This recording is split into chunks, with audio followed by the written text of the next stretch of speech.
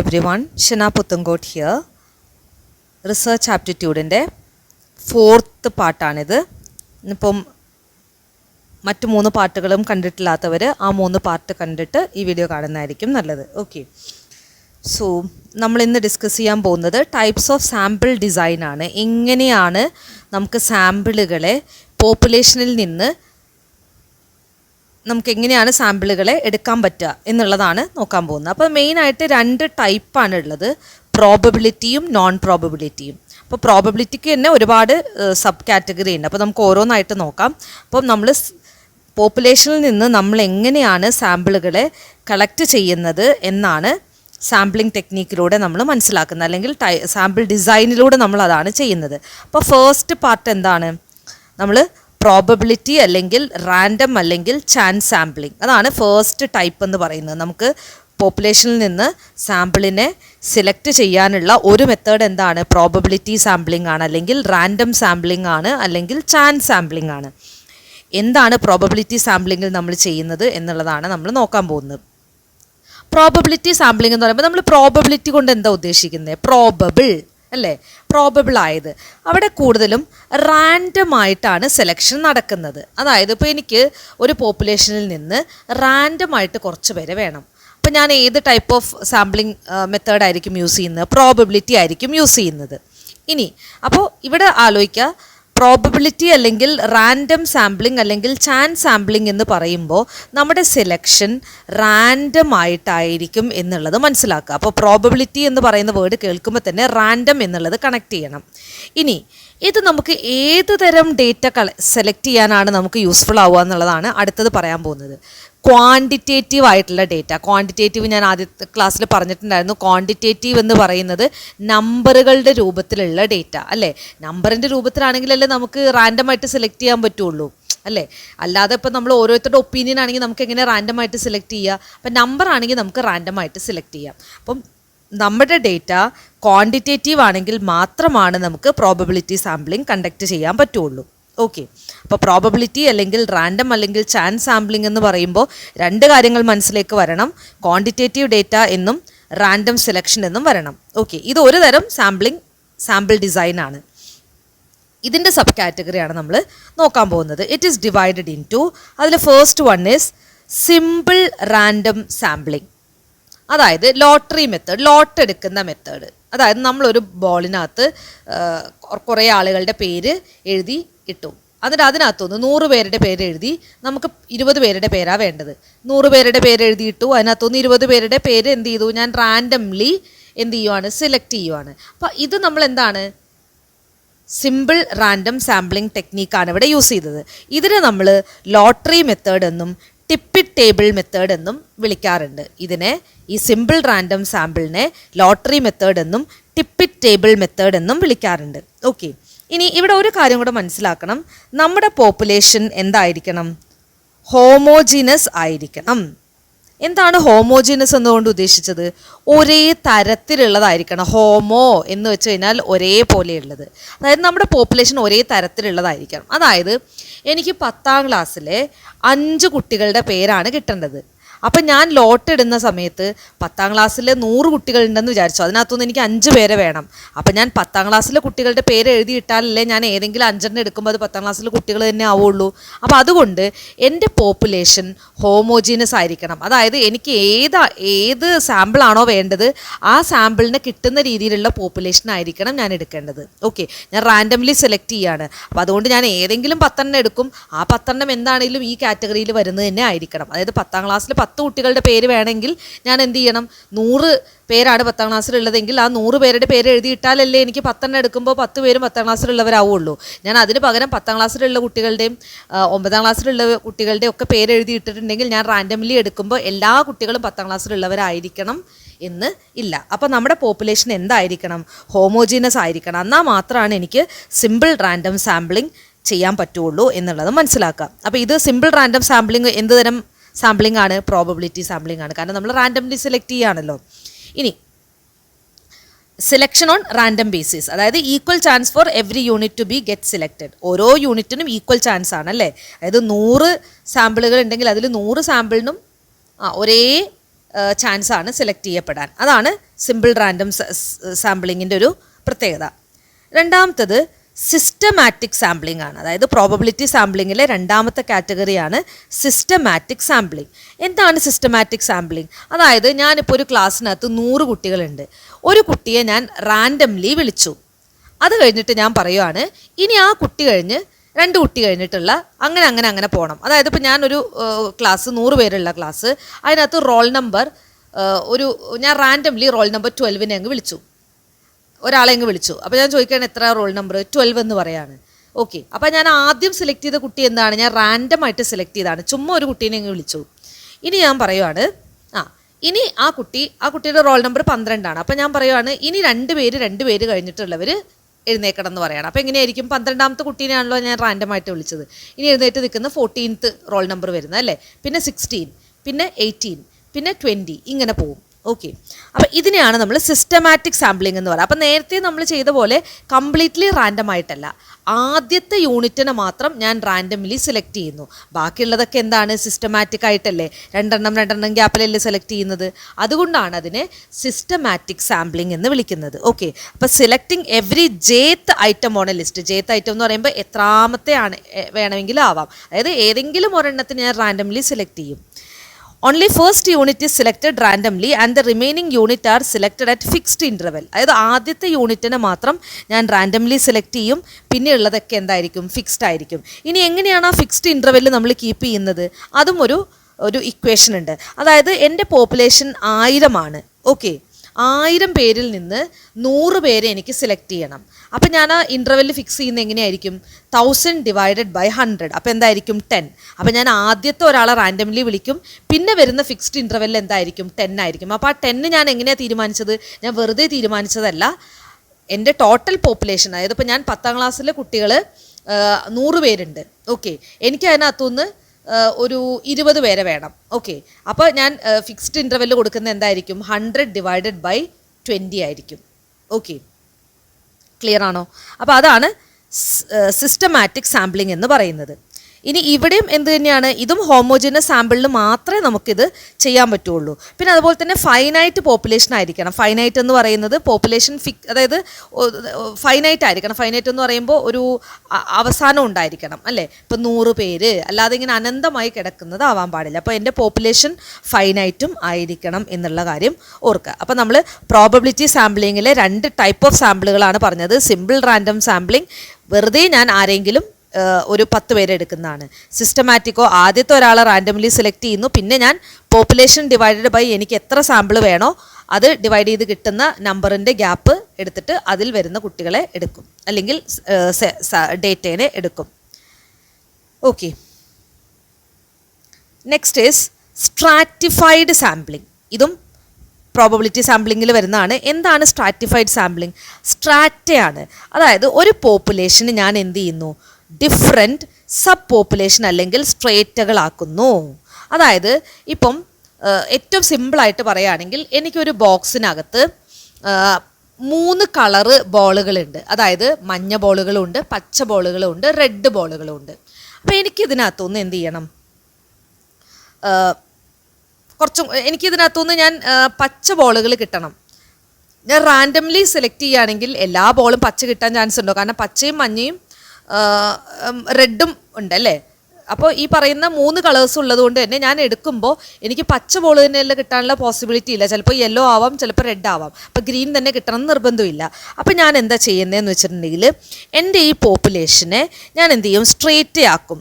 ആ സ്ട്രേറ്റിനെ എന്താ ചെയ്യണത്? അതായത് ഓരോ സ്ട്രേറ്റയും ഇൻഡിവിജ്വലി ഹോമോജനസ് ആയിരിക്കും. അതായത് ഞാൻ ഈ വലിയ ബോക്സിനകത്തുനിന്ന് ബോളുകളൊക്കെ സ്ട്രേറ്റ് ആക്കും. അതായത് ആദ്യം ഞാൻ ഗ്രീൻ ബോളുകളൊക്കെ വേറൊരു ബോക്സിനകത്തേക്ക് ഇടും, പിന്നെ യെല്ലോ ബോളുകളൊക്കെ വേറൊരു ബോക്സിനകത്തേക്ക് ഇടും, റെഡ് ബോളുകളൊക്കെ വേറൊരു ബോക്സിനകത്തേക്ക് ഇടും. ഇനി ഞാൻ എന്ത് ചെയ്യും? എനിക്ക് ഗ്രീൻ ബോൾ വേണമെങ്കിൽ ഈ ഗ്രീൻ ബോളുള്ള ബോക്സിൽ നിന്ന് എടുത്താൽ പോരെ. അതായത് എൻ്റെ പോപ്പുലേഷൻ ഹെട്രോജിനസ് ആണെങ്കിൽ, വിവിധ തരത്തിലുള്ളതാണ്. ഇപ്പം നമ്മൾ ഈ പച്ച, മഞ്ഞ, ചുവപ്പ് എന്ന് പറയുന്ന ബോളുകൾ വന്നതുപോലെയാണെങ്കിൽ ഞാൻ എന്ത് ചെയ്യും? ആ ഓരോ കാറ്റഗറീനെ ഞാൻ എന്ത് ചെയ്യും? സെപ്പറേറ്റ് ചെയ്യും. എന്നിട്ട് ഞാൻ അതിൽ നിന്ന് റാൻഡംലി സെലക്ട് ചെയ്യും. ക്ലിയർ ആയോ? അപ്പോൾ എനിക്ക് കിട്ടുന്നത് എന്തായിരിക്കും? ഞാൻ ഉദ്ദേശിച്ച ഡേറ്റ തന്നെയായിരിക്കും. ഓക്കെ, അപ്പോൾ it is a process of converting heterogeneous sample to homogeneous അല്ലേ. ഇവിടെ എനിക്ക് കിട്ടിയ സാമ്പിൾ എന്തായിരുന്നു, എനിക്ക് കിട്ടിയ പോപ്പുലേഷൻ എന്തായിരുന്നു, ഹെട്രോജിനസ് ആയിരുന്നു. അതിന് ഞാൻ എന്ത് ചെയ്തു, ഹോമോജിനസ് ആക്കി അല്ലേ. എന്നിട്ട് അതിൽ നിന്ന് എനിക്ക് വേണ്ട സാമ്പിളുകളെ സെലക്ട് ചെയ്തു. ഇനി ഇവിടെ നമ്മൾ പ്രത്യേകം മനസ്സിലാക്കേണ്ട full sample of strata is not used. ഓരോ സ്ട്രേറ്റ ആക്കി എന്ന് പറഞ്ഞല്ലോ, അതായത് ഇപ്പം ചുവപ്പ് ബോളുകൾ, മഞ്ഞ ബോളുകൾ, പച്ച ബോളുകൾ ഇങ്ങനെ സെപ്പറേറ്റ് ആക്കിയല്ലോ. ഇനി ഞാൻ ഓരോരോ സ്ട്രേറ്റ, അതായത് ഓരോരോ ബോക്സിനകത്ത് സെപ്പറേറ്റ് ചെയ്തല്ലോ, അതിനകത്ത് ആ ഫുൾ ബോക്സ് ഞാൻ കൺസിഡർ ചെയ്യില്ല എന്നാണ് പറയുന്നത്. അതിപ്പോൾ ചുവപ്പ് ബോളുകളുള്ള ബോക്സിൽ നിന്ന് ഞാൻ റാൻഡംലി എനിക്ക് വേണ്ട 5-10 ബോളുകൾ സെലക്ട് ചെയ്യും. അതായത് ഞാൻ ഫുൾ സ്ട്രേറ്റേനെ കൺസിഡർ ചെയ്യില്ല. സ്ട്രേറ്റ എന്ന് പറയുന്നത് എന്താണ്, ഞാൻ ആ മുഴുവൻ പോപ്പുലേഷനിൽ നിന്ന് സെപ്പറേറ്റ് ചെയ്തില്ലേ, സെപ്പറേറ്റ് ബോക്സുകളാക്കിയില്ലേ, അതിൽ ആ ഓരോ ബോക്സിനെ എനിക്ക് എന്ത് വിളിക്കാം, സ്ട്രേറ്റ എന്ന് വിളിക്കാം. Okay, next is cluster sampling. എന്താണ് ക്ലസ്റ്റർ സാമ്പിളിംഗ്? ഇതേ പ്രോസസ്സ് തന്നെയാണ്. അതായത് എൻ്റെ പോപ്പുലേഷൻ എന്തായിരിക്കും, ഹെട്രോജിനസ് ആയിരിക്കും, പല കാറ്റഗറിയിലുള്ളതായിരിക്കും. ഞാനിവിടെ എൻ്റെ വലിയ പോപ്പുലേഷൻ ആണെന്ന് വിചാരിച്ചോ, അതായത് വലിയ പോപ്പുലേഷൻ ആണെങ്കിൽ എനിക്ക് ഇതിന് ഓരോന്നിനെ സെപ്പറേറ്റ് ചെയ്ത് ഡിഫറെൻറ്റ് സ്ട്രേറ്റ് ആക്കാൻ ബുദ്ധിമുട്ടാണ്. അപ്പം ഞാൻ എന്ത് ചെയ്യും, ഒരു പിടി അല്ലേ, ഒരു ക്ലസ്റ്റർ വാരിയിട്ട് ഒരു ബോക്സിനകത്തേക്ക് ഇടും, ഒരു പിടി വാരി അടുത്ത ബോക്സിനകത്തേക്ക് ഇടും, ഒരു പിടി വാരി അടുത്ത ബോക്സിനകത്തേക്ക് ഇടും. എന്നിട്ട് ഞാൻ എന്താ ചെയ്യാന്ന് വെച്ചിട്ടുണ്ടെങ്കിൽ ഈ ഓരോ പിടി വാരിയിട്ട ബോക്സുകൾ ഉണ്ടല്ലോ, ആ ബോക്സിനെ ഞാൻ മുഴുവനായിട്ട് കൺസിഡർ ചെയ്യും. ക്ലിയർ ആണോ? അപ്പോൾ അതാണ് ക്ലസ്റ്റർ സാമ്പിളിങ്ങിൽ സംഭവിക്കുന്നത്. സ്ട്രേറ്റയിൽ എന്താണ്, ഞാൻ മൊത്തം ഹെട്രോജിനസ് ആയ പോപ്പുലേഷനെ സെപ്പറേറ്റ് ചെയ്ത് ഹോമോജിനസ് ആക്കി, എന്നിട്ട് ഓരോ സ്ട്രേറ്റയിൽ നിന്നും എനിക്ക് വേണ്ട സാമ്പിളുകൾ സെലക്ട് ചെയ്തു. ഇവിടെ വലിയ പോപ്പുലേഷൻ ആയതുകൊണ്ട് എനിക്കിത് സെപ്പറേറ്റ് ചെയ്യാൻ പാടാം. അപ്പോൾ ഞാൻ എന്ത് ചെയ്തു, ഓരോ ക്ലസ്റ്ററുകളാക്കി സെപ്പറേറ്റ് ചെയ്തു. എന്നിട്ട് ഞാൻ എന്ത് ചെയ്യും, ഇതിനകത്തെ കുറച്ച് ക്ലസ്റ്ററുകളെ ഞാൻ റാൻഡംലി സെലക്ട് ചെയ്യും. അപ്പോൾ കുറച്ചും കൂടി എനിക്ക് എന്താണ് ഇത് കിട്ടാൻ ചാൻസ് ഉണ്ട്. അതായത് വലിയൊരു ബോക്സിനകത്ത് ഒരു 10,000 പേരുടെ പേര് എഴുതിയിട്ട ഒരു ബോക്സിനകത്തും നിങ്ങളുടെ പേര് കിട്ടാനുള്ള ചാൻസ് വളരെ കുറവല്ലേ. പകരം ഇതിനെങ്ങനെ കുറച്ചാക്കിയാലോ പ്രോബബിലിറ്റി കൂടും അല്ലേ, നിങ്ങളുടെ പേര് കിട്ടാനുള്ള സാധ്യത കൂടും. അതായത് 1000 പേരിൽ നിന്ന് നിങ്ങളുടെ പേര് കിട്ടാൻ പോസിബിലിറ്റി കുറവല്ലേ. അപ്പോൾ എന്ത് ചെയ്യുക, 10-12 പേരുള്ള കുഞ്ഞു സംഭവമാക്കി കഴിഞ്ഞാൽ നിങ്ങളുടെ കിട്ടാനുള്ള ചാൻസ് കൂടുതലല്ലേ. അതാണ് അവിടെ ഉദ്ദേശിക്കുന്നത്. അപ്പോൾ അതാണ് ക്ലസ്റ്റർ സാമ്പിളിംഗ്. ഇവിടെ പോപ്പുലേഷൻ ലാർജും ലോങ് സർവേ ആവശ്യമായിട്ട് വരുമ്പോഴാണ് നമ്മൾ ഈ ടെക്നീക്ക് യൂസ് ചെയ്യുക എന്നുള്ളത് മനസ്സിലാക്കുക. പിന്നെ ഇവിടെ ഫുൾ സാമ്പിളിനെ കൺസിഡർ ചെയ്യും. അതായത് നമ്മളിപ്പോൾ നേരത്തെ ഓരോ സ്ട്രേറ്റ് ആക്കിയില്ലേ, അതിൽ നമ്മൾ കുറച്ച് സാമ്പിളിനെ എടുക്കുകയുള്ളൂ എന്ന് പറഞ്ഞല്ലോ. ഇവിടെ നമ്മൾ ഓരോ ക്ലസ്റ്റർ ആക്കിയില്ലേ, അതിൽ ആ ഫുൾ ക്ലസ്റ്ററിനെ നമ്മൾ കൺസിഡർ ചെയ്യും എന്ന് മനസ്സിലാക്കുക. If cluster happens to be same geographic subdivision, cluster sampling is also called as area sampling. ഒരു ക്ലസ്റ്റർ എന്ന് പറയുന്നത് ഒരു ജോഗ്രഫിക്കൽ ഏരിയ ആണെങ്കിൽ നമ്മൾ അതിനെ എന്ത് വിളിക്കും, ഏരിയ സാമ്പിളിംഗ് എന്നും വിളിക്കും. ഓക്കെ, നെക്സ്റ്റ് ഈസ് ലാസ്റ്റ് ആണ് പ്രോബബിലിറ്റി സാമ്പിളിങ്ങിൽ ലാസ്റ്റ് ആണ് മൾട്ടി സ്റ്റേജ് സാമ്പിളിംഗ്. എന്താണ് മൾട്ടി സ്റ്റേജ് സാമ്പിളിംഗ്? ഇവിടെ ഡിഫറെൻറ്റ് സ്റ്റേജുകളായിട്ടാണ് നമ്മൾ നമ്മുടെ ഡേറ്റേനെ സെലക്ട് ചെയ്യുന്നത്. അപ്പോൾ ഫസ്റ്റ് സാമ്പിൾ എന്ത് ചെയ്യും, is drawn from which other samples are drawn. അതായത് ആദ്യം ഒരു സാമ്പിളിനെ സെലക്ട് ചെയ്യും, പിന്നെ അതിൽ നിന്ന് മറ്റ് സാമ്പിളുകളെ എടുക്കും. അതായത് നമ്മൾ മൊത്തം പോപ്പുലേഷനെ എന്ത് ചെയ്യും, ഡിഫറെൻറ്റ് സ്റ്റേജുകളാക്കും. എന്നിട്ട് ആദ്യം ഒരു സ്റ്റേജിനെ സെലക്ട് ചെയ്യും, എന്നിട്ട് അതിൽ നിന്ന് റാൻഡംലി അടുത്തടുത്ത സ്റ്റേജ് എടുക്കും. അതായത് നമ്മൾ നേരത്തെ സിസ്റ്റമാറ്റിക് ചെയ്തില്ലേ, അവിടെ ഓരോ യൂണിറ്റ് ആണെങ്കിൽ ഇവിടെ എന്താണ്, ഒരു സ്റ്റേജാണ്. ഓക്കെ, ഒരു സ്റ്റേജിനെ നമ്മൾ ആദ്യം റാൻഡംലി സെലക്ട് ചെയ്യും, പിന്നെ ഫിക്സ്ഡ് ഇൻ്റർവെല്ലിൽ നിന്ന് അടുത്തടുത്ത സ്റ്റേജിനെ സെലക്ട് ചെയ്യും. മറ്റേത് യൂണിറ്റ് ആയിരുന്നു, ഓരോന്നായിരുന്നു. ഇവിടെ ഓരോ സ്റ്റേജിനെയാണ് നമ്മൾ സെലക്ട് ചെയ്യുന്നത് എന്നാണ് വ്യത്യാസം. ക്ലിയർ ആയോ? മറ്റേത് യൂണിറ്റ് ആണ്, ഓരോ യൂണിറ്റിനെയാണ് സെലക്ട് ചെയ്യുന്നതെങ്കിൽ ഇവിടെ ഓരോ സ്ട്രാറ്റേനെയാണ് നമ്മൾ എന്ത് ചെയ്യുന്നത്, സെലക്ട് ചെയ്യുന്നത്. അതായത് മൊത്തം പോപ്പുലേഷനെ ഞാൻ സ്ട്രേറ്റ് ആക്കി, എന്നിട്ട് ആദ്യത്തെ സ്ട്രേറ്റേനെ ഞാൻ എന്ത് ചെയ്തു, റാൻഡംലി സെലക്ട് ചെയ്തു. ഇനി ഞാൻ ഫിക്സ്ഡ് ഇൻ്റർവെല്ലിൽ സ്ട്രേറ്റേനെയാണ് എന്ത് ചെയ്യുന്നത്, സെലക്ട് ചെയ്യുന്നത്. മറ്റേത് യൂണിറ്റ് ആയിരുന്നു, ഇത് സ്ട്രേറ്റ എന്ന് പറയുമ്പോൾ ഒരു സ്ട്രേറ്റയിൽ ഒത്തിരി യൂണിറ്റുകൾ ഉണ്ടാവും. വ്യത്യാസം ക്ലിയർ ആയെന്ന് വിചാരിക്കുന്നു. ഓക്കെ, ഇത് കുറച്ചും കൂടെ വലിയ എൻക്വയറി വരുമ്പോഴാണ് നമ്മളിത് യൂസ് ചെയ്യുക എന്നുള്ളത് മനസ്സിലാക്കുക. ഓക്കെ, അപ്പോൾ ഇത്രയും നേരം നമ്മൾ പറഞ്ഞത് പ്രോബബിലിറ്റി സാമ്പിളിംഗ് ആയിരുന്നു. ഇനി നമ്മൾ പറയാൻ പോകുന്നത് നോൺ പ്രോബബിലിറ്റി ആണ്, അഥവാ നോൺ റാൻഡം സാമ്പിളിംഗ്. ഇവിടെ നമ്മൾ മനസ്സിലാക്കേണ്ടത് പ്രോബബിലിറ്റി സാമ്പിളിംഗ് പ്രോബബിലിറ്റീനെ ബേസ് ചെയ്തിട്ടാണെങ്കിൽ, നോൺ പ്രോബബിലിറ്റി സാമ്പിളിംഗ് എന്തല്ല, പ്രോബബിലിറ്റീനെ ബേസ് ചെയ്തിട്ടല്ല, നമ്മൾ റാൻഡംലി സെലക്ട് ചെയ്യുന്നതല്ല, നമ്മൾ ചില പ്രത്യേക പേർപ്പസിന് വേണ്ടിയിട്ട് നമ്മൾ സാമ്പിളിനെ സെലക്ട് ചെയ്യുന്നതാണ്. നമ്മളിങ്ങനെ വെറുതെ പോയിട്ട് സെലക്ട് ചെയ്യുന്നതല്ല. Samples are selected deliberately by the researcher deliberate ആയിട്ട് മനഃപൂർവ്വം എന്താണ് ഒരു പ്രത്യേക ഉദ്ദേശത്തോടു കൂടിയിട്ടാണ് സാമ്പിളിനെ അവിടെ സെലക്ട് ചെയ്യുന്നത്. Okay, thus judgement of the organiser of the study play an important part in the sampling design. അതായത് ഇവിടെ നേരത്തെ ഞാൻ ഏതെങ്കിലും ഒരു 10 പേരെ എടുക്കുവാണ്, അപ്പം എൻ്റെ ഒരു ബയസ് അല്ലെങ്കിൽ എൻ്റെ ഒരു പക്ഷഭേദം അവിടെ ഉണ്ടാവുന്നില്ല അല്ലേ. പക്ഷെ ഇവിടെ എന്താണ്, ഇവിടെ ഞാൻ കുറച്ചും കൂടെ ബയസ്ഡ് ആവാൻ സാധ്യതയുണ്ട് അല്ലേ. ഇവിടെ ഞാൻ പക്ഷഭേദം കാണിക്കാൻ ചാൻസ് ഉണ്ട്. കാരണം എന്താണ്, എൻ്റെ പേർപ്പസിനനുസരിച്ചിട്ടൊക്കെ ആയിരിക്കും ഞാൻ സാമ്പിളിനെ സെലക്ട് ചെയ്യുക. അപ്പോൾ ഞാൻ എനിക്ക് ഇഷ്ടമുള്ള ആളുകളെ സെലക്ട് ചെയ്യുക, എനിക്ക് ഇഷ്ടമുള്ള ഏരിയ സെലക്ട് ചെയ്യുക, അതിനൊക്കെ സാധ്യതയുണ്ട്. മറ്റേത് അവിടെ അതിന് പോസിബിലിറ്റി ഉണ്ടായിരുന്നില്ല, റാൻഡംലി എടുക്കുമല്ലേ, എനിക്കറിയാൻ പറ്റില്ല ഞാൻ എടുക്കുന്ന ഏതാണെന്ന് പോലും എനിക്ക് ഗസ് ചെയ്യാൻ പറ്റില്ല. പക്ഷേ ഇവിടെ എന്താണ്, ഇവിടെ ഞാൻ പ്രോബബിലിറ്റീനെ ബേസ് ചെയ്തിട്ടല്ല, എൻ്റെ പേർപ്പസിനനുസരിച്ചിട്ടാണ് ഞാൻ സാമ്പിളിനെ ഡ്രോ ചെയ്യുന്നത്.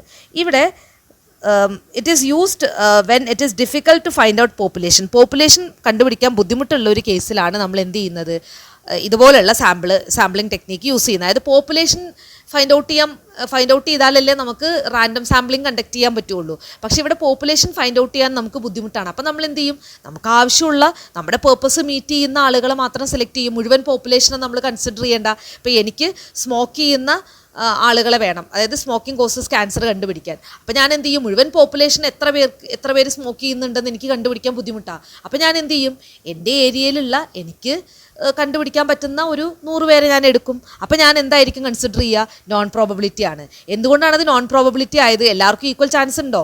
ചിലപ്പോൾ ഞാൻ സെലക്ട് ചെയ്യാത്ത പുകവലിക്കുന്ന എത്രയോ ആളുകളുണ്ടാവും, പക്ഷെ അവർ ഞാൻ കൺസിഡർ ചെയ്തില്ല. കാരണം അത് എനിക്ക് ഇത്രയും പേരെ നോക്കാൻ പറ്റില്ല, എനിക്ക് ഇത്രയും പേരെ കണ്ടുപിടിക്കാൻ ബുദ്ധിമുട്ടാണ്. അപ്പം ഞാൻ എന്ത് ചെയ്തു, എനിക്ക് എൻ്റെ സൗകര്യത്തിനനുസരിച്ച് കിട്ടുന്ന 100 പേരെ ഞാൻ അങ്ങ് സെലക്ട് ചെയ്തു. അപ്പോൾ എൻ്റെ പേർപ്പസ് അനുസരിച്ചിട്ടാണത്. അല്ലാതെ ഞാൻ എല്ലാവരെയും നോക്കിയിട്ട് ആ മുഴുവൻ പോപ്പുലേഷനെ കൺസിഡർ ചെയ്തിട്ട് റാൻഡംലി സെലക്ട് ചെയ്തത് അല്ല എന്നുള്ളത് മനസ്സിലാക്കാം. ഓക്കെ, ഇനി അതിൽ വരുന്ന ഡിഫറെൻറ്റ് കാറ്റഗറിയാണ്, അതായത് നോൺ പ്രോബബിലിറ്റിയിൽ വരുന്ന ഡിഫറെൻറ്റ് കാറ്റഗറിയാണ് നമ്മൾ നോക്കാൻ പോകുന്നത്. അതിലൊന്നാമത്തേത് കൺവീനിയൻറ്റ് അഥവാ chunk or accidental or haphazard sampling. ഇവിടെ എന്താണ് കൺവീനിയൻ്റ് എന്ന് കേൾക്കുമ്പോൾ തന്നെ നമുക്ക് മനസ്സിലാക്കാം, അക്കോർഡിംഗ് ടു അവർ കൺവീനിയൻസ്. ഞാൻ സാമ്പിളിന് എടുക്കുന്നത് എൻ്റെ കൺവീനിയൻസ് അനുസരിച്ചാണ്. അതായത് ഇപ്പോൾ ഞാൻ നേരത്തെ പറഞ്ഞില്ലേ, സ്മോക്കിംഗ് കോസസ് ക്യാൻസർ എന്ന് പറയുന്ന പഠനം നടത്താൻ വേണ്ടിയിട്ട് ഒരു 100 സ്മോക്ക് ചെയ്യുന്ന ആളുകളെ വേണം. അപ്പോൾ ഞാൻ ഈ കേരളത്തിലുള്ള മുഴുവൻ ആളുകളെ സ്മോക്ക് ചെയ്യുന്ന ആളുകളെയൊക്കെ കണ്ടുപിടിക്കാൻ എനിക്ക് പ്രയാസമാണ്. അപ്പോൾ ഞാൻ എന്ത് ചെയ്തു, എൻ്റെ ലൊക്കാലിറ്റിയിലുള്ള എനിക്കറിയാവുന്ന 100 പേരെ എടുത്തു. എൻ്റെ കൺവീനിയൻസ് അതായിരുന്നു. അപ്പോൾ ഞാൻ അത് ചെയ്തു. അപ്പോൾ അതെന്താണ്, എല്ലാവർക്കും ഈക്വൽ ചാൻസ് കിട്ടുന്നുണ്ടോ സെലക്ട് ചെയ്യപ്പെടാൻ? ഇല്ല. അപ്പോൾ അതെന്തായിരിക്കും, നോൺ പ്രോബബിലിറ്റി ആയിരിക്കും എന്നുള്ളതും മനസ്സിലാക്കാം.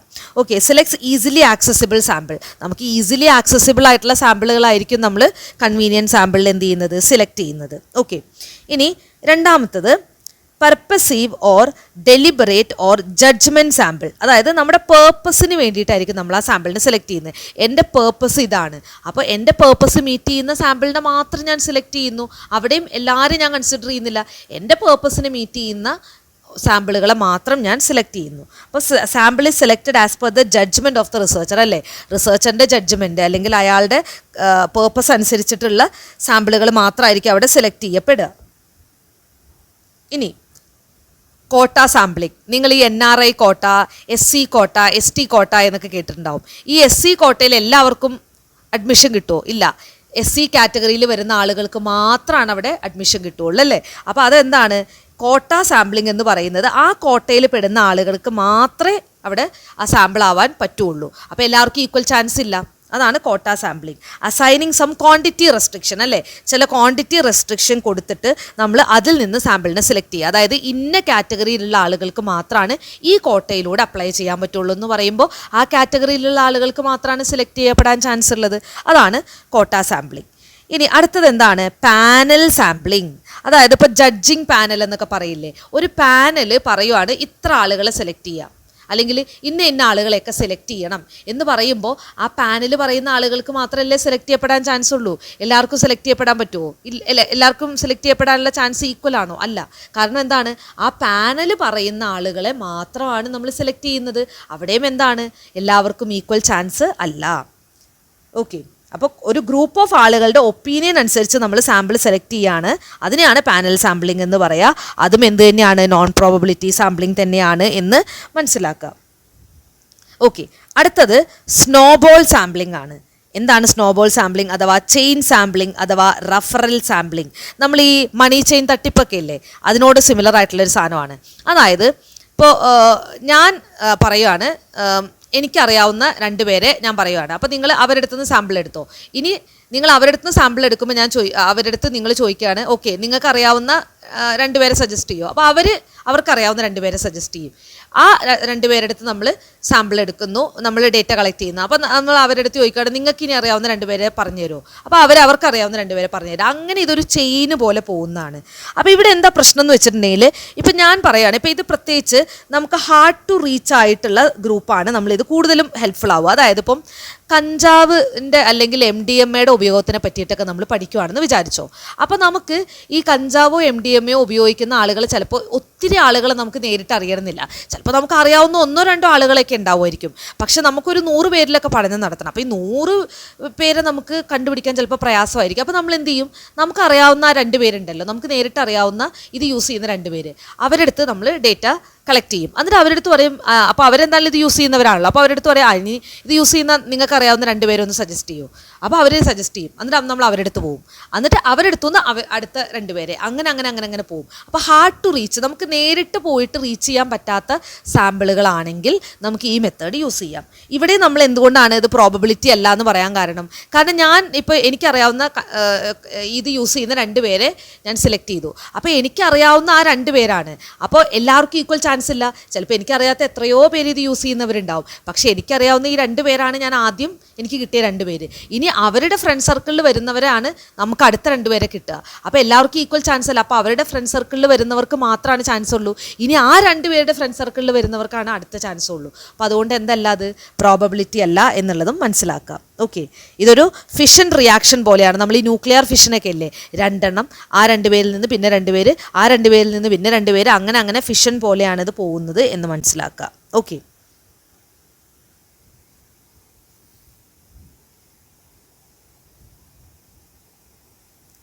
അടുത്തത് ഡയമെൻഷണൽ സാമ്പിളിംഗ് ആണ്. ഡയമെൻഷണൽ സാമ്പിളിംഗ് എന്ന് പറയുന്നത് എല്ലാ ഡയമെൻഷനും ഒത്തുചേരുമ്പോൾ മാത്രമാണ് നമ്മൾ ആ സാമ്പിളിനെ സെലക്ട് ചെയ്യുള്ളൂ. അതായത് ഇപ്പോൾ നമ്മൾ പറയില്ലേ, ഇപ്പം നമ്മളൊരു സംഭവം നമ്മൾ വാങ്ങിക്കണമെങ്കിൽ, ഓക്കെ ഇതിൻ്റെ കളർ ഇതായിരിക്കണം, പിന്നെ ഇതിന് ഇത്ര ലിറ്റർ ഉണ്ടായിരിക്കണം, ഇതുണ്ടായിരിക്കണം, ഇന്ന ഫീച്ചേഴ്സ് ഉണ്ടായിരിക്കും. അപ്പോൾ നമ്മൾ മൊബൈലൊക്കെ വാങ്ങാൻ പോകുമ്പോൾ നമ്മൾ പറയില്ല, ഇത്ര GB റാം വേണം, ഇത്ര GB റോം വേണം, ഇത്ര എക്സ്പാൻഡബിൾ മെമ്മറി ഉണ്ടായിരിക്കണം, പിന്നെ ഇത്ര മെഗാ പിക്സൽ ക്യാമറ ക്വാളിറ്റി ഉണ്ടായിരിക്കണം, ഇന്ന കാര്യങ്ങളൊക്കെ ഉണ്ടെങ്കിൽ മാത്രമേ ഞാൻ ആ മൊബൈൽ വാങ്ങിക്കുള്ളൂ. അതുപോലെയാണ് നമ്മൾ സാമ്പിളിനെ സെലക്ട് ചെയ്യുമ്പോൾ ഈ പറയുന്ന ക്വാളിറ്റി എല്ലാം ഉണ്ടെങ്കിൽ മാത്രം ഞാൻ ആ സാമ്പിളിനെ സെലക്ട് ചെയ്യും. അപ്പോൾ എല്ലാ സാമ്പിളിനും ഈക്വൽ ചാൻസ് ആണ് സെലക്ട് ചെയ്യപ്പെടാൻ.